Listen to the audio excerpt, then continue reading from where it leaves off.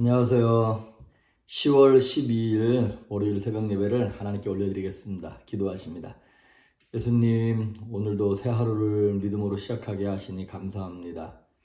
받을 자격 없는 인생들에게 천국을 은혜를 허락하셔서 비록 이 땅의 삶이 사망의 음침한 골짜기 같을지라도 영원한 천국을 이미 약속하신 그 은혜를 사모하며 소망하며 믿음으로 담대히 살아가게 하시니 감사합니다. 오늘도 말씀으로 승리하게 하시고 낙심하지 아니하며 좌절하지 아니하고 두려워하지 아니하며 예수 그리스도의 이름을 사용하며 담대할 수 있도록 성령님 말씀하여 주시옵소서. 감사하고 예수님의 이름으로 기도했습니다. 아멘. 우리 찬송 부르겠습니다. 지난주까지 3주 동안 다니엘 특별 프로젝트 하면서 복음성가를 불렀는데 다시 찬송가 돌아가도록 하겠습니다. 86장 내가 늘 의지하는 예수, 가사를 생각하며 찬양합니다. 내가 늘 의지하는 예수, 나의 상처 입은 심령은 불쌍하게 여기사 위로하여 주시니 이쁘신 나의 좋은 친구. 내가 나의 사모하는 친구, 나의 기도 들으사 응답하여 주시니 이쁘신 나의 좋은 친구. 주의 손을 의지하고 살 때 너를 해할 자가 없도다. 주님 나의 마음을 위로하시니 이쁘신 나의 좋은 친구. 내가 의지하는 예수, 나의 사모하는 친구, 나의 기도 들으사 응답하여 주시니 이쁘신 나의 좋은 친구. 내가 요단강 건너가며 밤이 두려워서 떨 때도 주가 인도하시니 어찌 두려워하랴. 이쁘신 나의 좋은 친구. 내가 의지하는 예수, 나의 사모하는 나의 기도 들으사 응답하여 주시니 이쁘신 나의 좋은 친구. 이곳 천국에 올라가서 모든 성도들과 다 함께 우리들을 구하신 주를 찬양하리라. 이쁘신 나의 내가 의지하는 예수, 나의 사모하는 친구, 나의 기도 들으사 응답하여 주시니 이쁘신 나의 좋은 친구.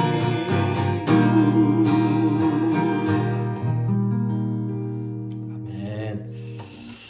자, 우리 오늘 보실 말씀은 마태복음 1장입니다. 지난주까지 3주 동안 우리가 다니엘 특별 프로젝트를 하면서 이제 좀 특별하게 그런 말씀을 봤습니다만은 이제 무슨 말씀을 볼까를 고민을 하다가 이제 올해도 2달 반밖에 안 남았지 않습니까?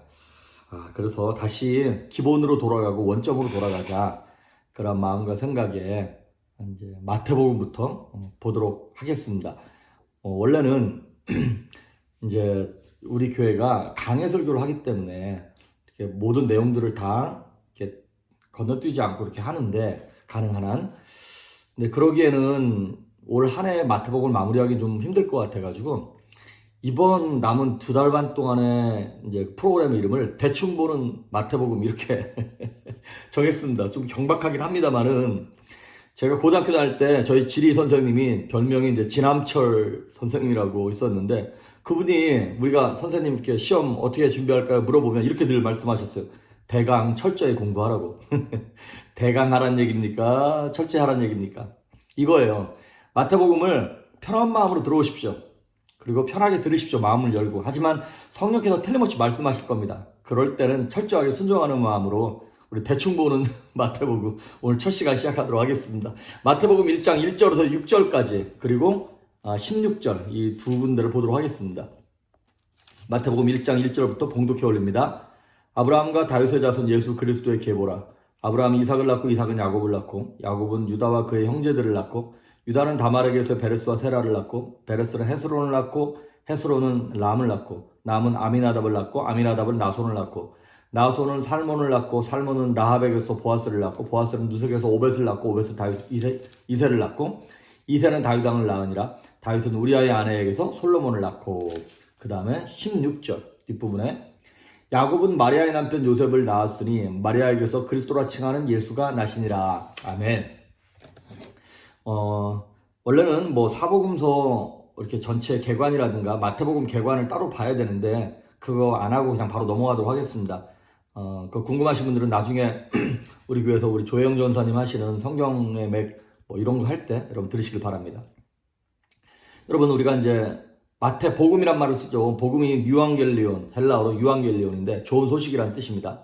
그 좋은 소식을 많이 전해야 되잖아요. 그래서 다양하고 많은 사람들에게 전달하기 위해서 똑같은 얘기를 마태, 마가, 누가, 요한 사복음서에다가 다 기록을 한 거예요. 근데 오늘 이제 마태복음은 누가 기록했냐? 예수님의 12제자 중에 한 사람이었던 세리였던 레위 마태가 기록한 거예요. 그런데 마태가 마태복음을 누구한테 썼냐? 그 1차 독자. 지금이야 뭐 우리한테 이렇게 우리가 다 모두가 보고 있습니다만은 당시에는 그 편지를 이 책을 받아보는 사람에게 편지를 썼을 거 아닙니까? 그것이 바로 누구냐면 유대인들이에요. 1차 독자가. 그래서 오늘 우리가 읽은 본문이 족보죠. 우리가 보기에 참 재미없고 지루하죠. 그런데 유대인들에게 있어서는 이 족보가 아주 영광스러운 거예요. 1절에 보니까 아브라함과 다윗의 자손 예수 그리스도의 계보라. 예수 그리스도가 어떻게 왔냐? 바로 그 히브리 민족의 조상인 아브라함의 직계 혈통이고 이스라엘 백성들이 가장 훌륭하고 성군이라고 생각하는 바로 그 성왕 다윗의 혈통에서 난 이가 바로 예수 그리스도다. 그거를 유대인들에게 복음을 전하기 위해서 설득하기 위해서 이렇게 뼈대 있는 가문에서 태어나신 분이 메시아야. 전혀 상관없고 엉뚱하게 뚝 떨어진 것이 아니라 이렇게 아브라함과 다윗의 자손으로 오신 거다 라고 하는 거를 얘기하기 위해서 마태가 족보를 기록했고 또한 무엇이냐면 이렇게 족보를 기록함으로 말미암아 나사렛 사람 예수라고 하는 분이 그냥 허구의 존재가 아니라 역사적인 실제다, 실존적 인물이다라는 것을 얘기하고 싶은 것입니다. 그런데 이 마태마가 누가요한 사복음서 가운데 예수님의 족보가 나온 복음서는 마태복음하고 누가복음밖에 없습니다. 마가복음하고 요한복음은 없어요. 그런데 이제 이 족보가 좀 달라요. 마태복음과 누가복음에 나오는 족보가 이름들이 달라요. 그리고 순서도 다르고. 왜 그럴까? 이게 일단 아브라함부터 다윗까지는 이름이 거의 비슷해요. 거의 똑같아요. 그런데 누가복음 같은 경우에는 아브라함 위쪽으로 그 스토리가 나오지 않고 그 다음에 그 다윗 이후로 마태복음과 누가복음의 족보가 다르게 나와요. 왜 그랬을까? 두 가지 이유가 있습니다. 첫째는 그 관점과 대상 때문에 그렇습니다.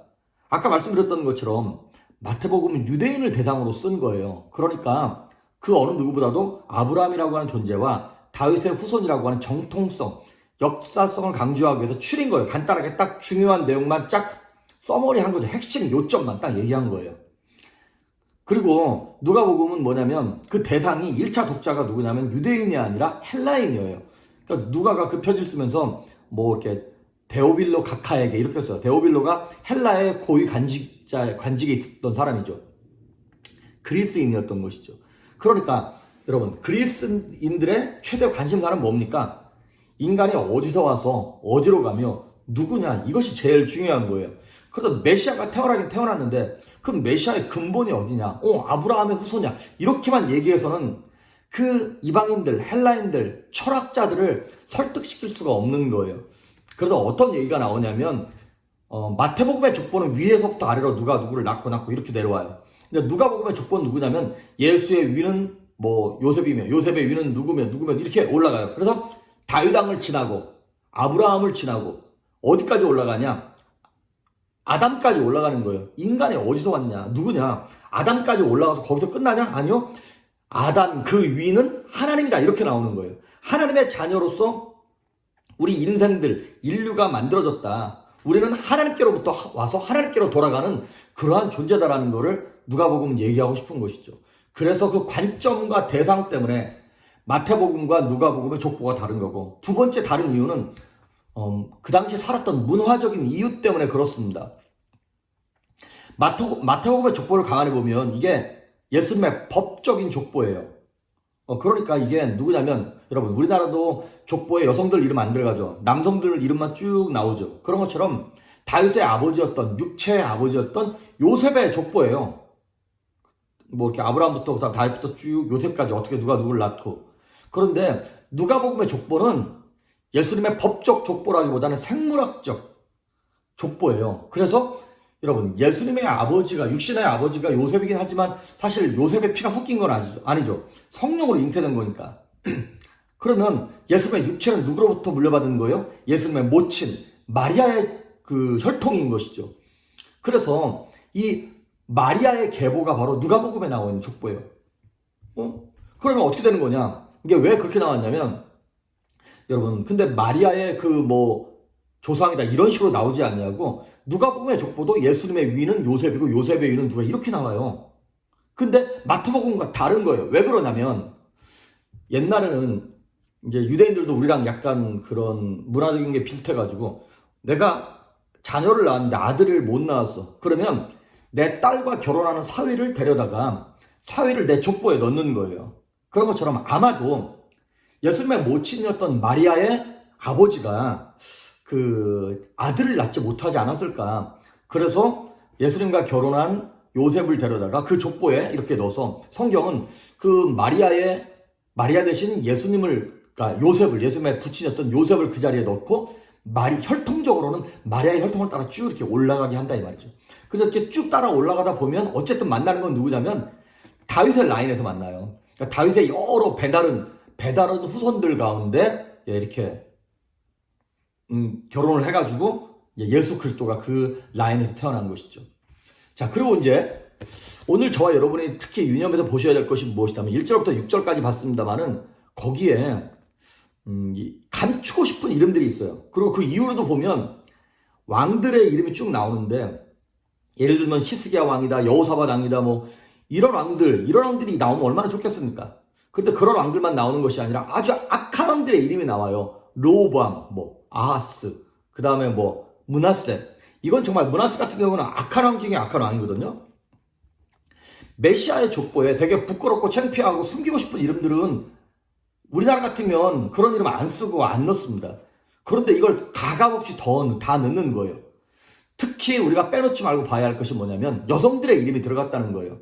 유대인들은 인구를 카운트할 때도 여성을 카운트하지 않습니다. 그런데 족보에 여성들의 이름이 들어갔다? 이거 있을 수 없는 얘기입니다. 그런데 오늘 여기 보면 네 명의 여성들이 나와요. 거기 보면 첫째는 다말, 3절을 보니까 유다는 다말에게서 베레스와 세라를 낳았다 그랬죠. 다말이 누굽니까? 유다의 며느리입니다. 그러면 시아버지와 며느리가 부정하게 관계를 맺음으로 말미암아 쌍둥이 태어난 게 베레스와 세라가 태어난 거예요. 자, 다말의 이름을 넣었어요. 그 다음에 나오는 게 누구냐면 5절에 보니까 라합입니다. 아시다시피 라합이 누구예요? 기생입니다. 창녀예요. 말이 좋아 기생이지 창녀예요. 그런데 이스라엘 입장에서는 뭐 이 다말이 사실 뭐 되게 영웅일 수 있겠지만 여리고 사람들 입장에서는요 완전 민족적인 배신자거든요. 그런데 이 신분도 부정한 이 라합이라고 하는 여인이 메시아의 족보에 조상으로 딱 이름이 들어가 있는 거예요. 세 번째가 누구냐면 5절에 나와 있는 보아스는 룻에게서 오벳을 낳고 보아스의 아내였던 룻. 근데 이 룻이 누굽니까? 얘 이방 여인이에요. 그러니까 이스라엘 민족이 아닌데 이 족보에 들어간 거예요. 이스라엘 백성들은 이방인들 개처럼 취급했잖아요. 근데 거기 들어갔어요. 그 다음에 더 숨기고 싶은 이름. 네 번째. 6절에 보면 이새는 다윗 왕을 낳으니라 다윗은 우리아의 아내에게서 솔로몬을 낳고 우리아의 아내 이름이 뭔데요? 밧세바거든요. 뭐 다윗은 밧세바에게서 뭐 솔로몬을 낳고 이렇게 하면 그래도 좀 덜 창피할 텐데 다윗이 누구의 아내? 남의 아내 우리아의 아내에게서 솔로몬을 낳았다는 거예요. 아니 이스라엘 백성들이 다윗을 얼마나 존경하고 사랑하는데요. 그런데 이거를 그냥 너무나 부끄럽고 창피하지만 딱 넣는 거예요. 자, 이런 것들을 보면서 우리는 무엇을 배울 수 있을까? 족보를 통해서 받을 수 있는 교훈 두 가지만 보겠습니다. 첫째, 이 족보를 보면서 예수 그리스도의 자비와 국률, 우리 하나님의 사랑이 얼마나 큰지를 볼 수 있습니다. 여러분, 우리는 어찌 보면 이 네 여인과 같습니다. 다말, 라합, 룻, 밧세바 이렇게 부정한 여인들 같은 그러한 존재들입니다. 하나님 앞에 받아들여질 수 없어요. 법적으로 어디 감히 족보에 들어와 이렇게 되는 거예요. 그런데 성경에 뭐라고 얘기합니까? 누구든지 주의 이름을 부르는 자는 구원을 얻으리라. 우리가 뭘 해서 구원받은 것이 아니라 하나님이 그냥 사랑의 팔을 벌려서 받아주신 거예요. 그리고 하나님께서 족보에 올려주신 것이죠. 그걸 뭐라 그래요? 은혜라 그러는 거예요. 받을 자격이 없는데 그냥 거저 주신 거. 그 은혜로 오늘도 여러분 저와 여러분이 살아가는 것입니다. 할렐루야. 내일도 살아가고 우리 인생을 그렇게 살아가는 것입니다. 근데 예수님께서 그렇게 형편없는 그 라인을 통해서 이 죄악된 인생을 구원하기 위해 그렇게 낮은 모습으로 오셨다는 게 더 감동인 거죠. 그렇습니다. 막 엄청난 왕족의 라인이긴 하지만 그 면면을 들여다보면 너무나 부끄럽고 창피한데 예수님이 그걸 부끄러워하지 아니하시고 그 라인에서 낮아지셔서 저와 여러분처럼 우리를 구원하시기 위하여 우리처럼 낮아지고 자존감 없고 나 스스로를 비하하고 부끄럽고 창피하며 이런 인생들을 위하여 예수님께서 같은 모습으로 오셨다. 그래서 하나님의 사랑을 보여주고 있는 것이죠. 그리고 두 번째, 족보를 통해 받을 수 있는 마지막 두 번째 교훈은 무엇이냐면 이거 다 하나님이 언약하시고 말씀하신 것을 지키신 내용이다. 그 얘기를 지금 하고 싶은 거예요. 족보 얘기를 쭉 하면서 누가 누구를 낳아서 결국에는 아브라함과 다윗의 라인을 통해서 누가 태어났다? 메시아가 태어났다. 그런데 여러분, 이거 다 하나님이 수백 년 전에, 수천 년 전에 약속하신 거예요. 그러니까 예수 그리스도가 오시기 2000년 전에, BC 2000년 전에, 2000년 전인가요? 예, 2000년 전에 아브라함에게 하나님이 약속하셨어요. 창세기 12장 3절에 보면 아브라함아 내가 너를 통해서 너의 라인을 통해서 네 자손을 통해서 모든 민족이 복을 받게 해줄 거야. 아니 아들도 없는데 65세가 넘어와서 본토지척 아비집을 떠나가 75세인가요? 본토지척 아비집을 떠났어요. 그리고 75세, 85세, 95세 될 때까지도 아들이 없었는데 하나님 이렇게 말씀하시는 것이죠. 너를 통해서 모든 열방 민족이 복을 받을 거야. 왜냐하면 네 후손에서 메시아가 태어날 거니까. 그 말씀하신 약속을 하나님이 몇 년 만에 이루신 거예요. 2000년 만에 이루신 거예요. 여러분, 하나님은 약속하시고 말씀하시면 꼭 이루십니다. 내가 그 능력을 못 믿고 약속을 못 믿는 것 뿐인 거지 하나님은 이루세요. 그리고 아브라함에게만 약속하셨나요? 아닙니다. 그 다윗에게도 하나님 약속하셨어요. 이사야서 11장에 보면 내가 이새의 줄기에서, 이새가 누굽니까? 다윗의 아버지죠. 이새의 줄기에서 메시아를 한 아들을 태어나게 할 거다. 그게 메시아다. 그 결국에는 700년 만에 딱 약속이 이루어지는 것입니다. 그러니까 이 족보를 우리에게 말씀해 주신 이유는 이거예요. 하나님은 약속을 지키시는 분이다. 민수기 23장에 나오는 말씀처럼 하나님은 인생이 아니시기에 시건치 아니하시고 거짓말하지 않는다는 거예요. 인자가 아니시기에 후회함이 없으시다. 여러분, 하나님께서 저와 여러분에게 주신 은혜가 있습니다. 그리고 말씀이 있습니다. 여러분 몇 년 전에 받았던 그 예배 시간에 받았던 말씀들, 뭐 수련회 가서 선교 가서 막 느꼈던 감동들, 그것도 하나님이 약속의 말씀을 주신 거예요. 그런데 지금 내 형편이 왜 이러지? 내 꼬라지가 왜 이러지? 그런 분들 계십니까? 걱정하지 마십시오. 하나님은 약속하신 것을 이루십니다. 내가 못 믿고 내가 두려워서 그런 것이지 하나님은 언약의 하나님이세요. 생명의 하나님이세요. 결국에는 이 족보를 통해서 생명을 보여주시고 나타나시고 약속을 우리에게 확증해 주신 것처럼 오늘도 여러분, 저와 여러분이 살아가면서 지난 3주 동안 다니엘 프로젝트 하면서 받았던 은혜들 벌써 첫날 됐는데 실수하거나 실패하거나 그런 분들 계십니까? 하나님이 약속 주셨잖아요. 하나님 떠나지 않으세요. 나만 안 떠나면 되는 거예요. 나만 그 약속 안 넣으면 되는 거예요. 나만 붙잡고 있으면 돼요. 하나님은 언제나 내 손을 붙잡고 있으니까.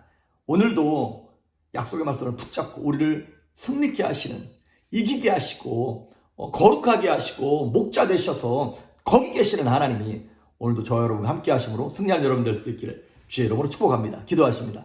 예수님 감사합니다. 오늘 예수님의 족보를 우리에게 보여주시며 언약을 지키시는 하나님을 우리에게 확인시켜 주신 하나님, 오늘도 다시 한번 하나님의 말씀으로 돌아갑니다. 낙심하지 아니하고 말씀 붙잡고 기도하며 승리하기를 소망하옵나니 우리와 함께 하시는 여호와 삼마의 하나님께서 기억나게 하시고 생각나게 하셔서 오늘도 동행하여 주시옵소서. 감사드리고 예수님의 이름으로 기도했습니다. 아멘.